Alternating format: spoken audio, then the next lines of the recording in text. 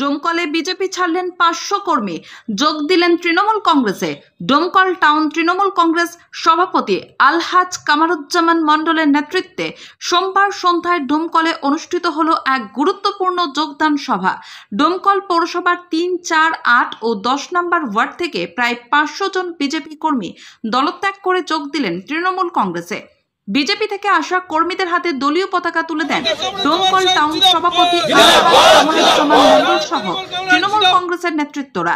যোগদান সভায় উপস্থিত ছিলেন ডোমকল পৌরসভার প্রাক্তন vice chairman Alam Khan, INTT ইউসির সভাপতি নুরাবুল হক, প্রাক্তন কাউন্সিলর সেলিম রেজা শাহ, মেরাজুল মণ্ডল, ইলিয়াস কাঞ্চন, আসাদুল ইসলাম, কাউন্সিলর প্রতিনিধি দেবব্রত মুখার্জি এবং টাউনের অন্যান্য নেতৃত্ববৃন্দ।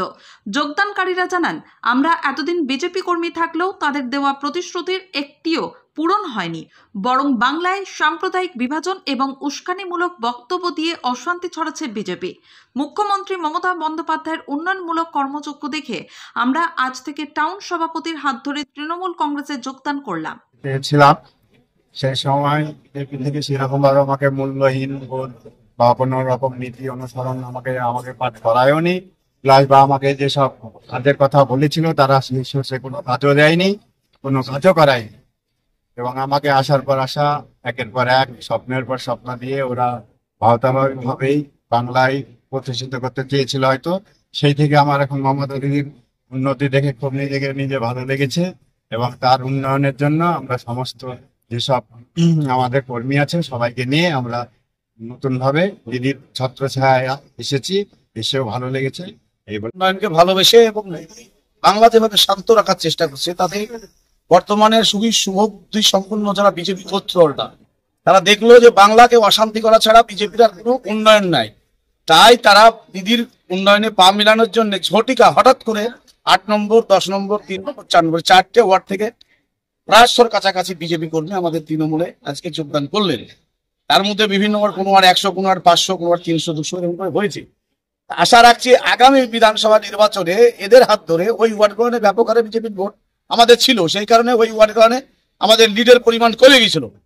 এবার আগামী ওখানকার যে সমস্ত আমাদের কাউন্সিলর আছে, ওয়ার্ড সভাপতি আছে এবং আমাদের যে সমস্ত নেতৃত্ব আছে তাদের সহযোগিতায় এই বিজেপি কর্মীরা আর একটাও বিজেপিকে ভোট ফেলতে দেবে না, এটা আমি বিশ্বাস।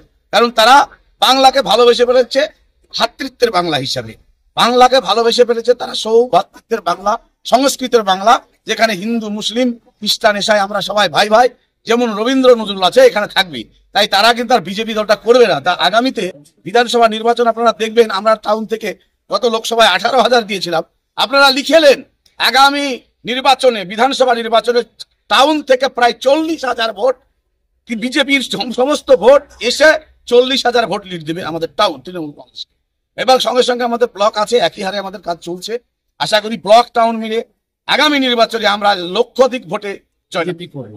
আজকে টাউন তৃণমূল কংগ্রেসের সভাপতির হাত ধরে আজকে আমাদের তৃণমূল কংগ্রেসে যোগদান। তাদের মধ্যে কোন বিজেপি নেতৃত্ব আছে? বুথ সভাপতি ছিল।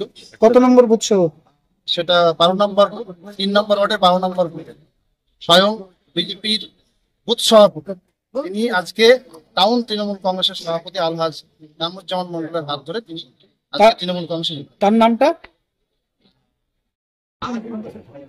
আচ্ছা, কোন দলে ছিলেন? কোন দলে ছিলাম? বিজেপিতে উন্নয়ন পাইনি, মানে সুখ সুবিধা পাইনি, ওই জন্য তৃণমূলে যোগদান করছে। কতজন মতো যোগদান করলেন? 3 নম্বর ওয়ার্ড। 3 নম্বর ওয়ার্ডে কতজন মতো যোগদান করলেন? 100 জন মতো। 100 জন। কি নাম আপনার? রঞ্জিত মন্ডল। ঠিক আছে। রঞ্জিত মন্ডল সভাপতি ছিল।